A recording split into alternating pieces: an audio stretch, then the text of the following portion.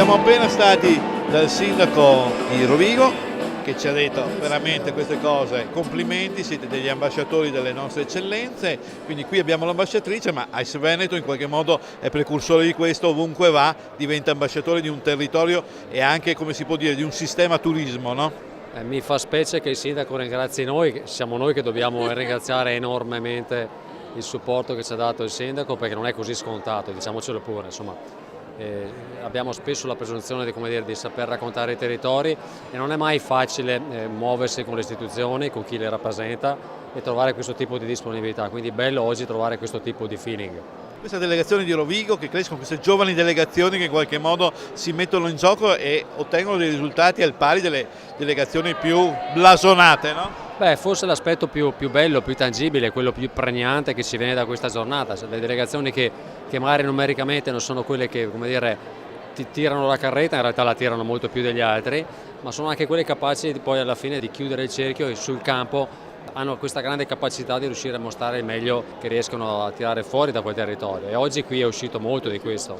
Ma da osservatore esterno io vedo che dovunque va l'AIS in qualche modo promuove un territorio, quindi direi una visione strategica differente da quella del sommelier come semplice, come dire, portatore di vino, ma portatore di valori del vino, del territorio che lo rappresenta. Beh, in qualche modo mi spiani la strada, perché io in maniera molto autocritica credo che dobbiamo ancora come sommelieri fare un grande lavoro su questo piano. Siamo molto bravi a raccontare il vino, a raccontarlo magari a un tavolo di un ristorante, ma abbiamo, come dire, molta strada da fare per raccontare sul serio il territorio in tutte le sue pieghe. Il vino è solo uno strumento, è una chiave di lettura che ci aiuta ad entrare a pieno, però oggi abbiamo bisogno di fare un passo enorme su questo piano e chissà mai che il congresso dell'anno prossimo, che arriva nel 2019, che è centrato sul turismo, diventi anche motivo per andare a calcare concretamente questi temi. Proprio qui volevo arrivare al prossimo congresso che sarà in Terra Veneta, a Verona precisamente, in autunno-inverno. Sarà a novembre, quindi più o meno tra un anno, 22, 23, 24 novembre. E lì insomma ci prenderemo sotto le ali questo tema, credo che sia una grande occasione anche per raccontare il territorio. Oggi ne abbiamo un esempio importante, credo sia un viatico utile, utilissimo anche per darci quell'adrenalina importante che ci serve per affrontare un lavoro così impegnativo. Bene.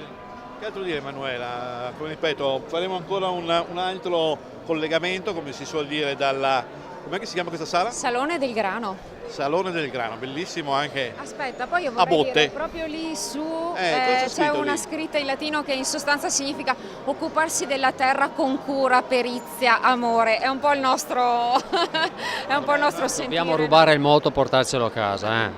Buon Natale a tutti voi.